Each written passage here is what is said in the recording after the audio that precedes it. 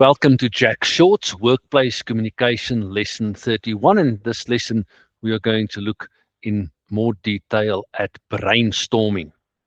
So what is brainstorming? Brainstorming is a creative, collaborative process.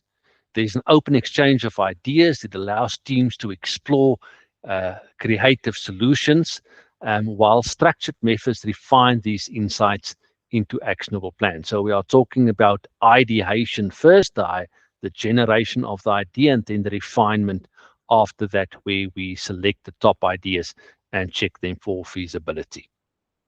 Okay, one of the most common brainstorming tools that we use is the Bono's 6 thinking hats, and it is used so that people in the team take on different roles, and you can have physical hats, and if you have physical hats, you can actually share these or swap them so that the different people in team take on these different roles. So first you have the white hat, where the person wearing the white hats will only look at the facts.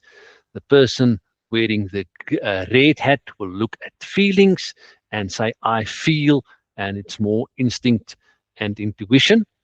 The person with the yellow hat will be positive and focus on the benefits, while the person with the black hat will look at the risks and he will caution and critique.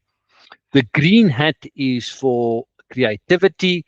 Person with the green hat is supposed to come up with alternative ideas that nobody else have thought about and apply lateral thinking. And then the person wearing the blue hat will look at the process and will therefore summarize what's been said and focus and manage the thinking and say what's the next step and the action. So really the person with the blue hat is acting more like a facilitator. The principle here is that effective brainstorming ignites creativity and aligns a team's vision.